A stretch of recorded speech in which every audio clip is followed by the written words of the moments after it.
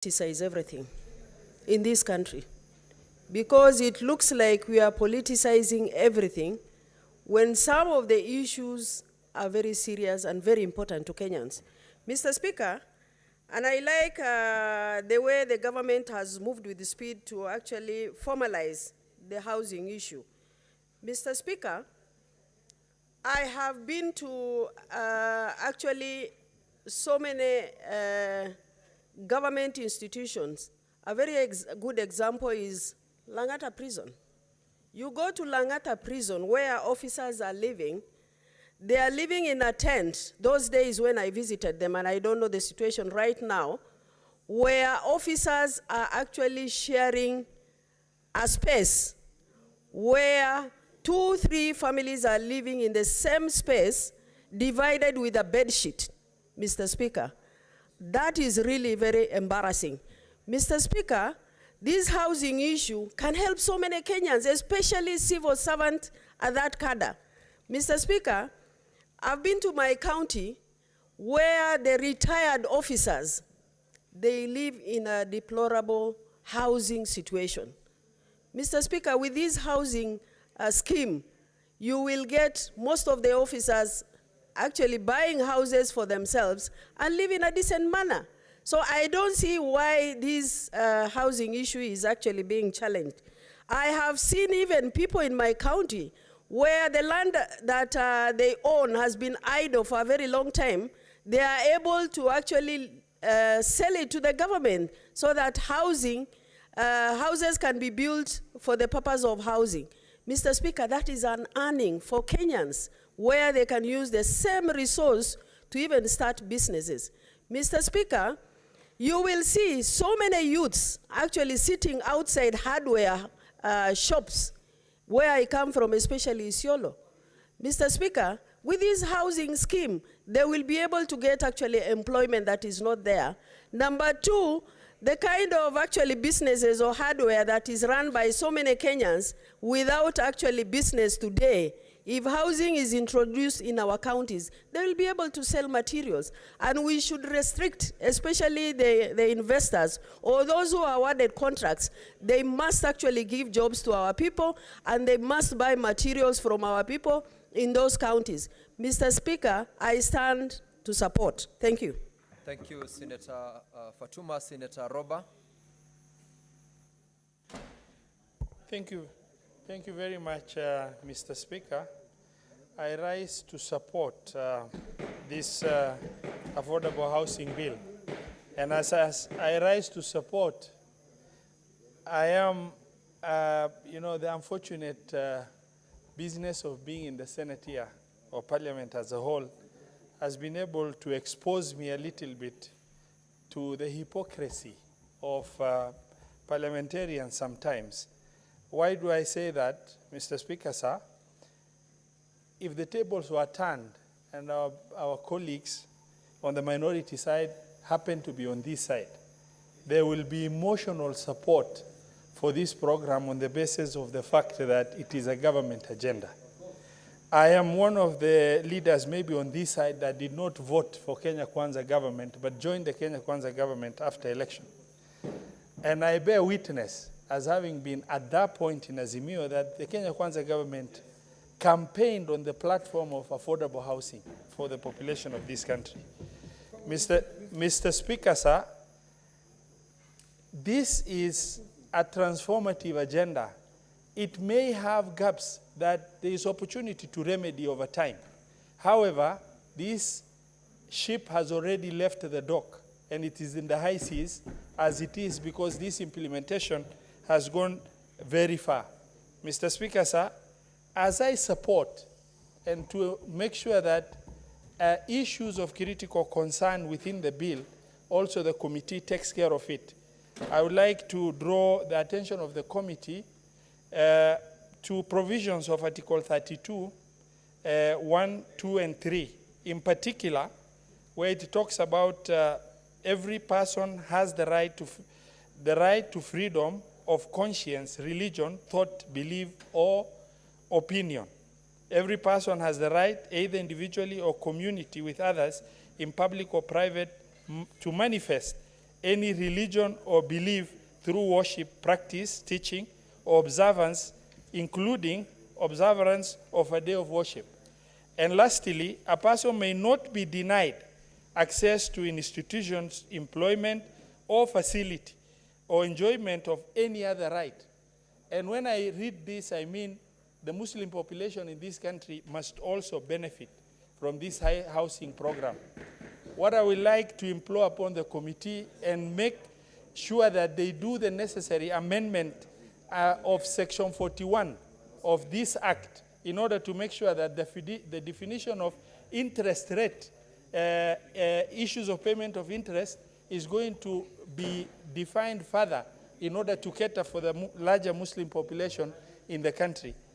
For now, you know, majority will have their way, minority will have their say. However, in the context of what has already been decided of 4 minutes, everybody has managed to contribute, but this is the position we hold. I support. Thank you. Senator Mandago Jackson.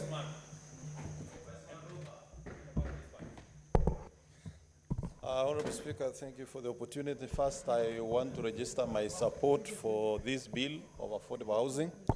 And Honorable Speaker, just to make 2 or 3 statements. That one, Honorable Speaker, Order members, Senator Kinyua, Senator Biko, please take your seats and allow Senator Mandago to be heard in silence. Thank you very much, Honorable Speaker, for that protection.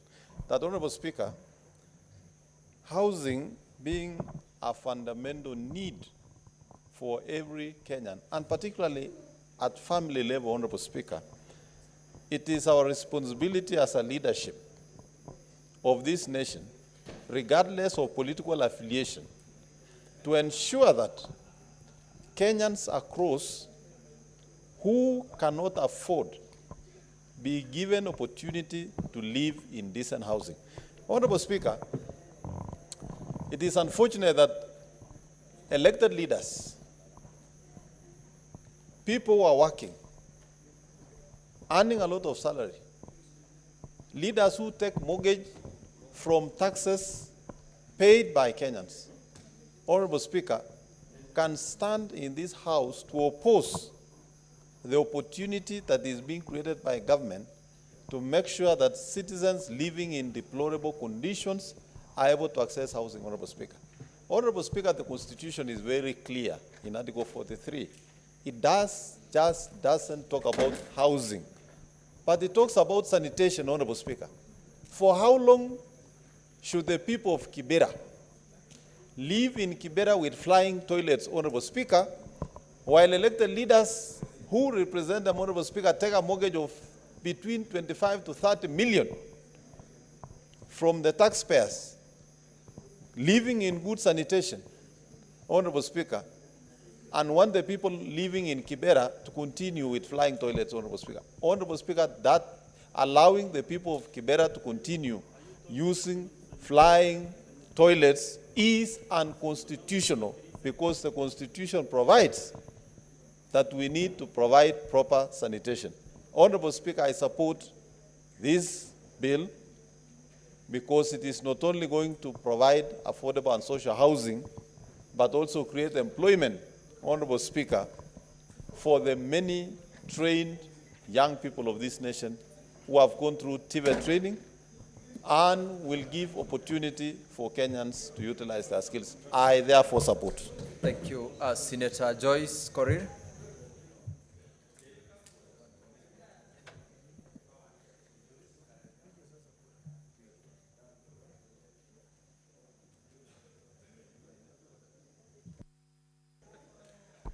Thank you very much, Honorable Speaker. I would also want to thank the committee for coming up with this bill. This is one of the bills that the government has been waiting, because this is one of the promises that was made during the campaigns on the issues of the affordable housing. Honorable Speaker, I want to say that this is one of the bills that is trying to cure the criteria of how these houses are going to be allocated, Honorable Speaker. And Honorable Speaker, this is also a bill that is also establishes the board that is going to foresee the management of the fund and ensure the efficient utilization of the same fund, Honorable Speaker. So I don't want to labor much, but I just want to say that it is also the bill that has also given room to a number of youths to be able to get employment and in a number of areas to be able to also enable this country, Honorable Speaker, to grow economically. So, Honorable Speaker, I just want to request our colleagues from the other divide that let's hold our hands together, let's see things positively, let's give our critics positively, and let's embrace the change, because change is always painful. Thank you, Honorable Speaker. Senator Karen Nyamu.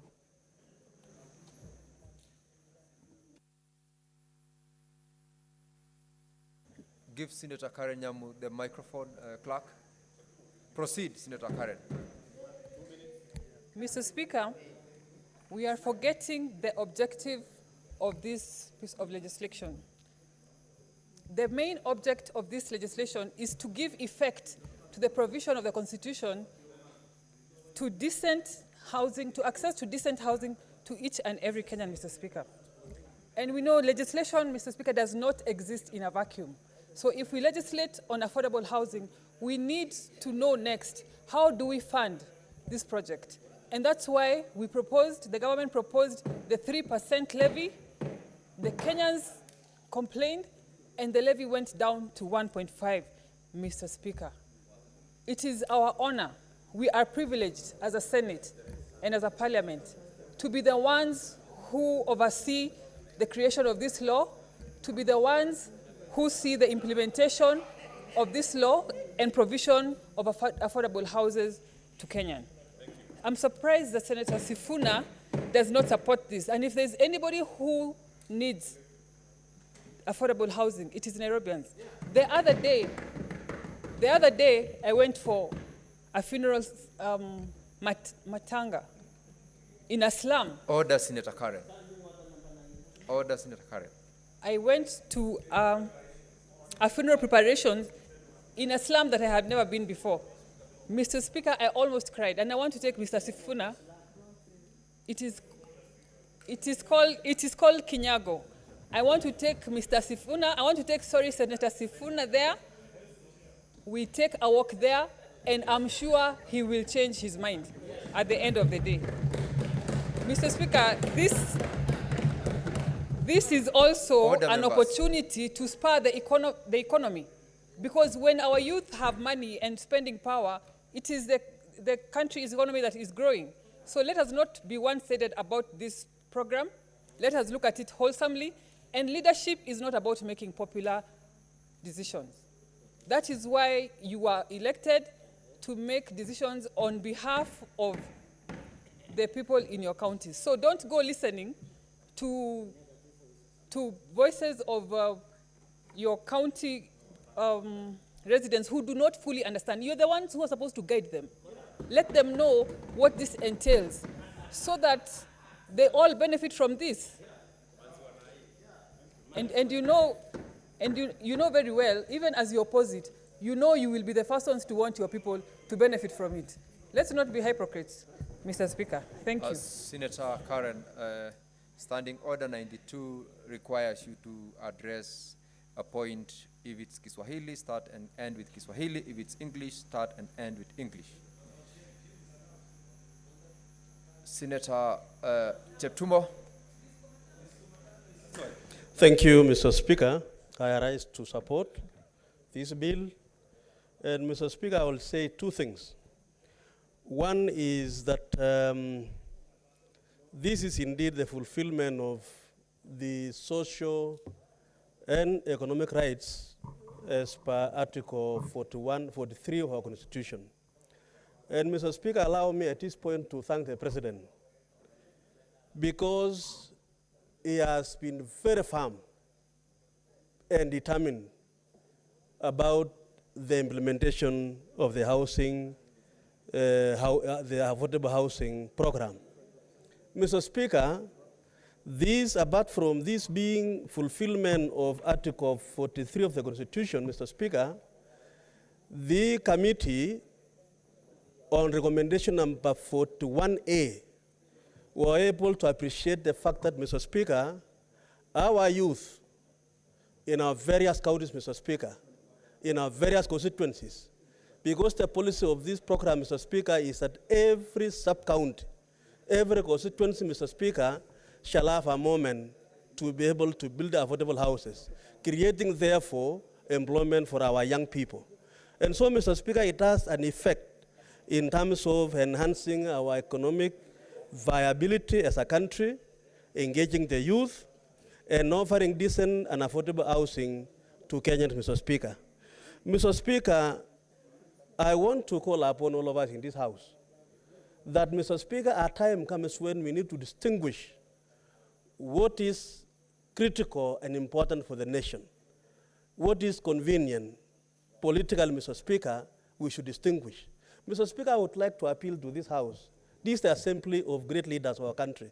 That, Mr. Speaker, we reduce the political engagement on matters national, which are of great value to our people.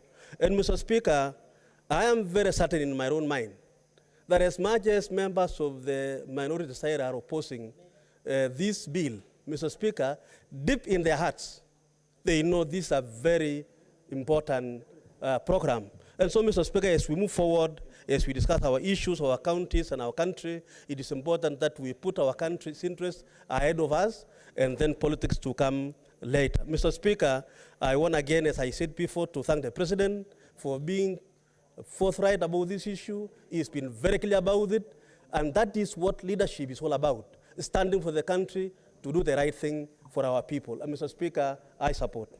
Thank you, Senator Jeptumo. Senator Murungi Kathuri. Thank you, Honorable Speaker. And as a delegation from Meru, from the onset, I want to support this wonderful bill. Mr. Speaker, noting that housing is one of the basic rights that any individual should have. Mr. Speaker, if you look at the recommendations of the committee has really identified the key reasons why we need this affordable housing. Number one, we are short of good houses for our people. Number two, we are creating thousands and thousands of jobs to the youth who are out there, Mr. Speaker. We have guys who have done artisans, we have masons, we have plumbers, we have electricians. All these guys will get direct benefit from this affordable housing, Mr. Speaker. We should not be hypocritical or to close our eyes and assume that everything is okay out there. And some of these bills and programs that the government is coming up with, Mr. Speaker, it is sometimes good just to close ranks and support because we are benefiting our people. You know, Mr. Speaker, I heard one of the learned friends here say that we should not, because Article 43, of course, on economic and social rights, it is 43B, 1B. It is talking about accessible and adequate housing for our people. That is just a social right, Mr. Speaker, economic and social right.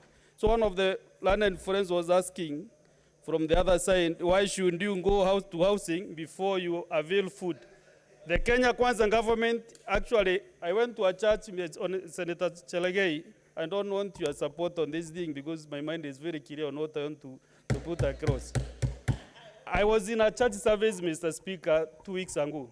And one of the elders there told me, when you go back to Nairobi, Senator Kaduri, give our thanks to His Excellency the President. Reason?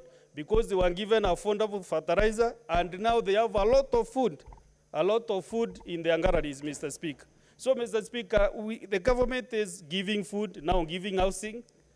Why? What else are we expecting? When I go through this website, Bomayangu website, from the Ministry of Lands and Housing, actually, the ongoing projects are in these key counties. Number 1, Nairobi. Number 2, Migori. Number 3,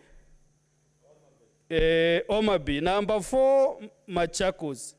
You see, Mr. Speaker, all these counties and the members, the senators from these counties are opposing this bill. That is very shameful indeed. We live in Nairobi, for example, Mr. Speaker. Mr. Speaker, we live in Nairobi. We know the problem was on housing this city, Mr. Speaker. And if there is anybody who should really allow these projects to run day and night, is none other than my senator, the senator of my children, Senator Sifuna, because my children live in Nairobi and they go to school in Nairobi.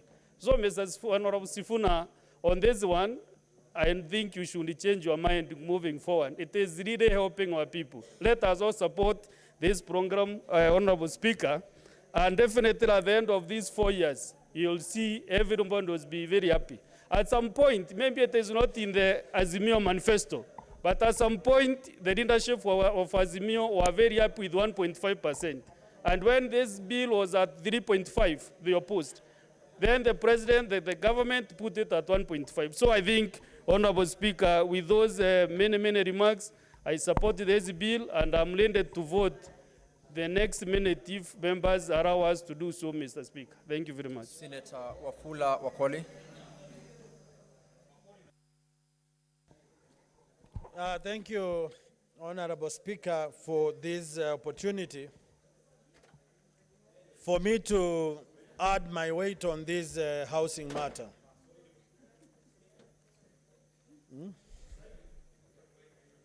Honorable Speaker, Proceed, Honorable Wakoli. when you look at the chain value or the value chain of the stakeholders involved in this housing project, Honorable Speaker, we have plumbers, we have masons, we have carpenters, we have electricians, we have engineers, we have young people in the villages whose talent is to make bricks that are going to tap directly into this project, Honorable Speaker. And it is important for those who are not in line with this housing project to understand that when you are putting on shoes, you might not know that there are people who don't have shoes out here. And we must have sympathy and empathize with them. That when an opportunity has come in this country for us to embrace these Kenyans, let us do so with the speed that it deserves. Honorable Speaker, the President of the Republic of Kenya was in Bungoma to launch this project. I was there, stakeholders were there, and it will be against my moral standing to sit here and see this noble project being shut down by my good friends who don't understand what housing is.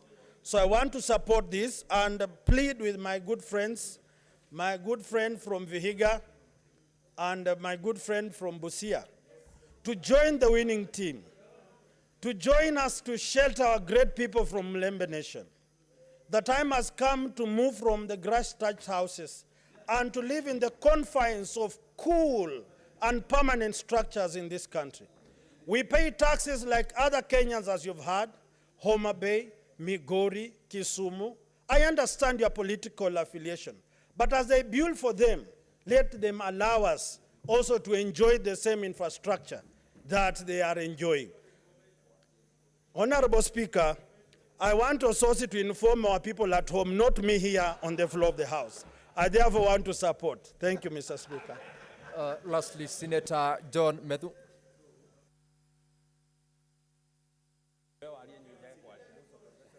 Thank you very much, Honorable Speaker.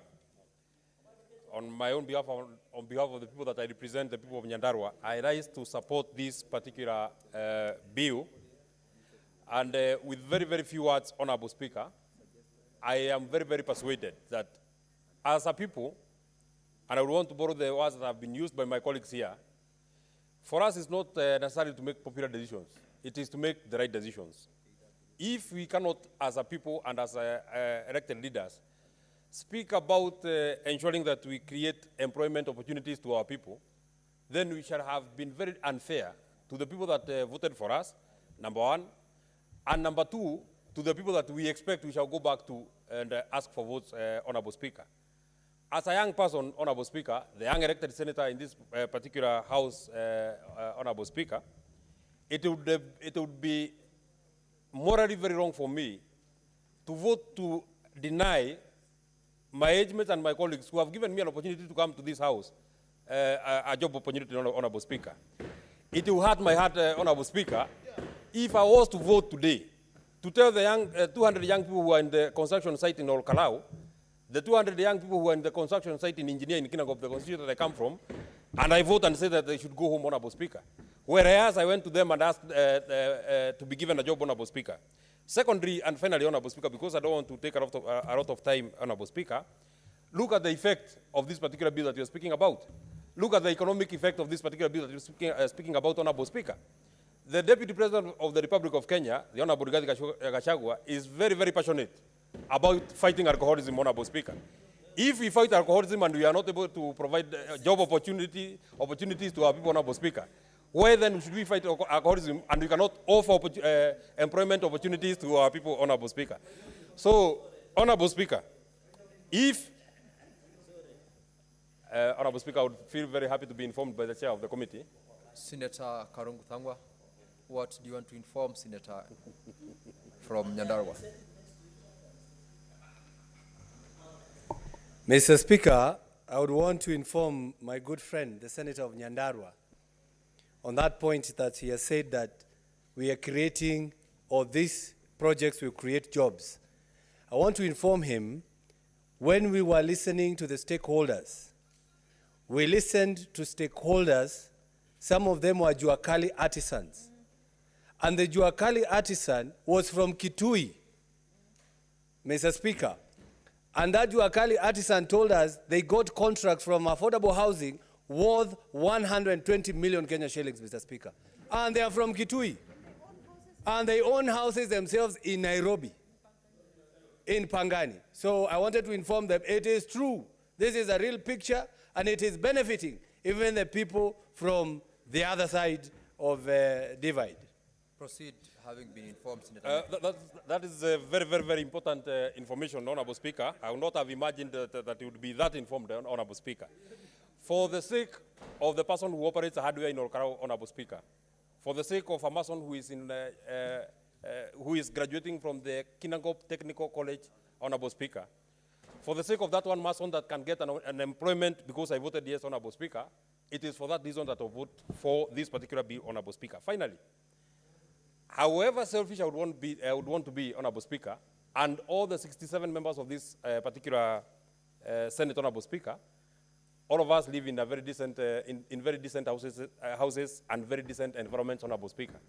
It would be very selfish of us if you were to vote to deny other Kenyans the same privilege that we are enjoying, Honorable Speaker.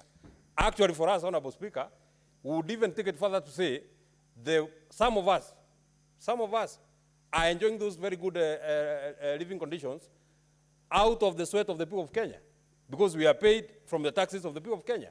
If a certain percentage of my salary will be able to go to ensuring that another Kenyan can get as good and decent housing as myself, Honorable Speaker, it is for that reason that I vote for this particular bill, so I support. Thank you, Senator Medhu. Honorable Senators, there being no other senator interested in contributing, I'll call upon the majority leader to reply.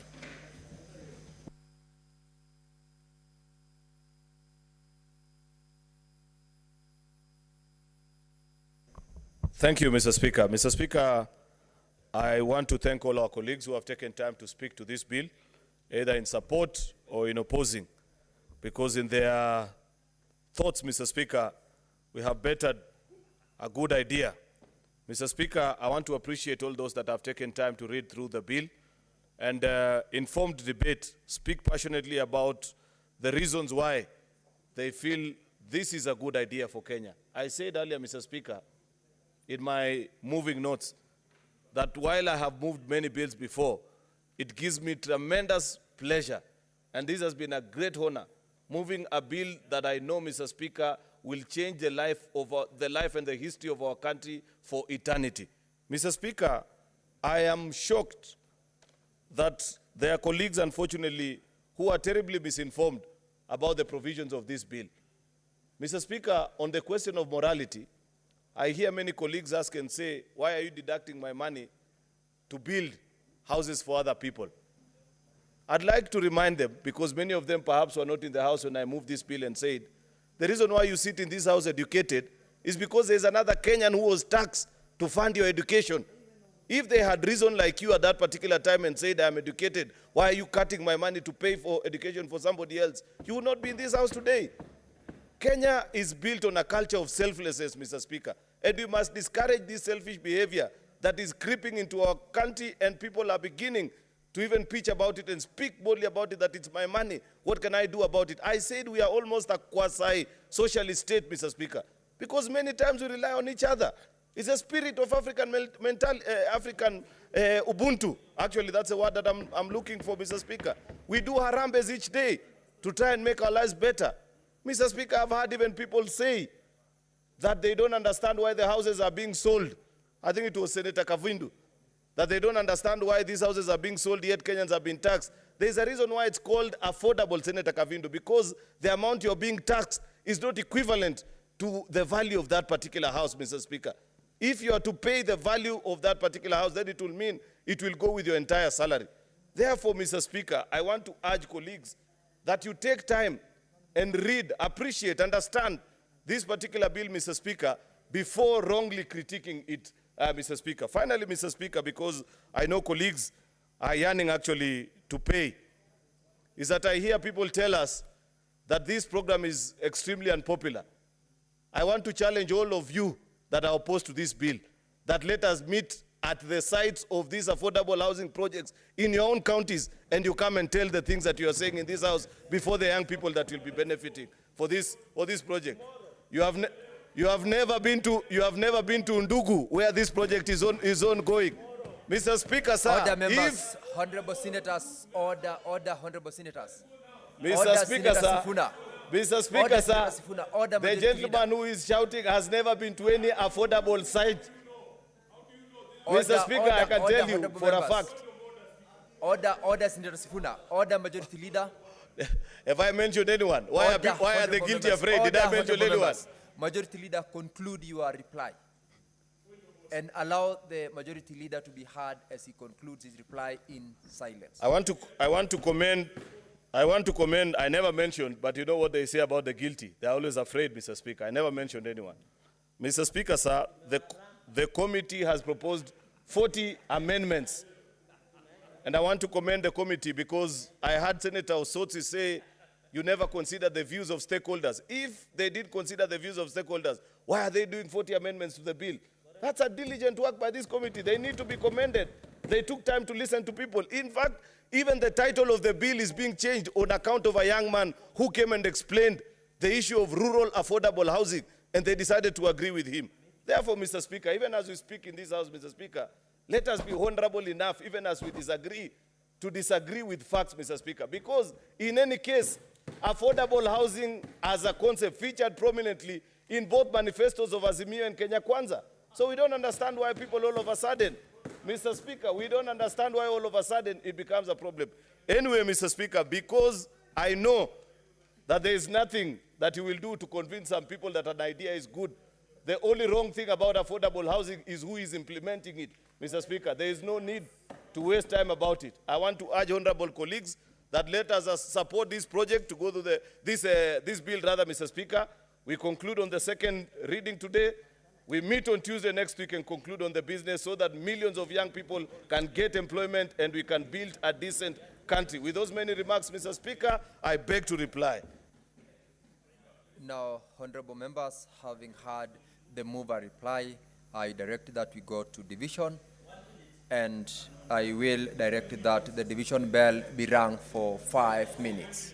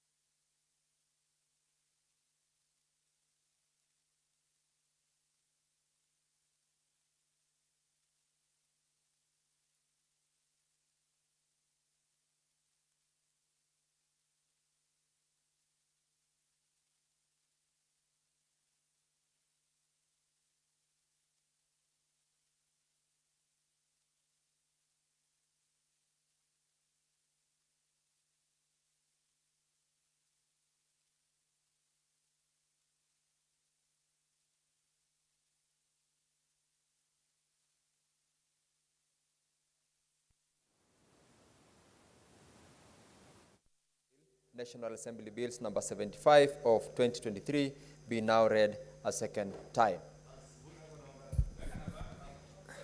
Honorable members, we are going to vote electronically, and I ask honorable members to log out from your delegates. Sergeant at arms, pull out cards which are not attended.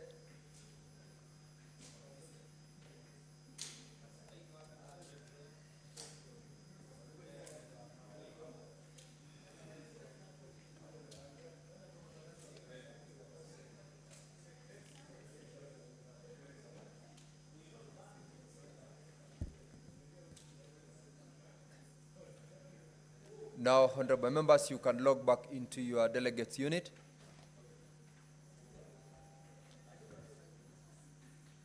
You can log back into your delegates unit and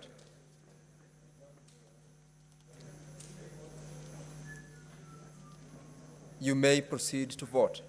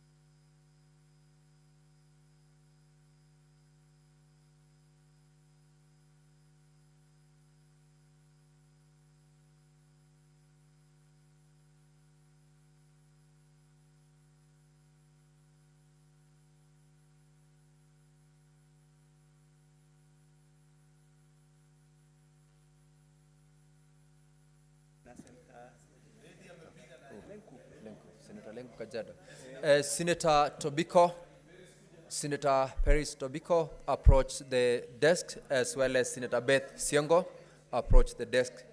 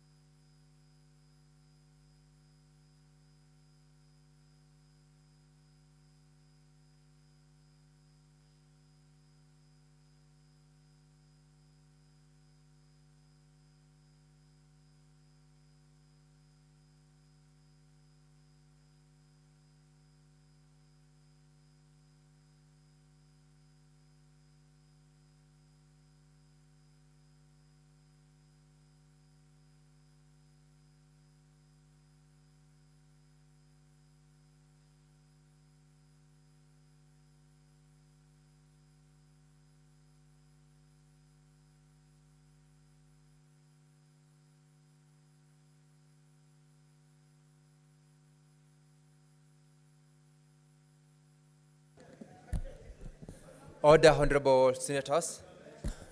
We now have order, honorable members. Kindly resume your seats. Honorable members, kindly resume your seats. Senator Cherargei, please resume your seat. Senator Karen, kindly resume your seat. Honorable members, we now have the results of the voting. Ayes 32, nays 7, abstention 0. The ayes have it.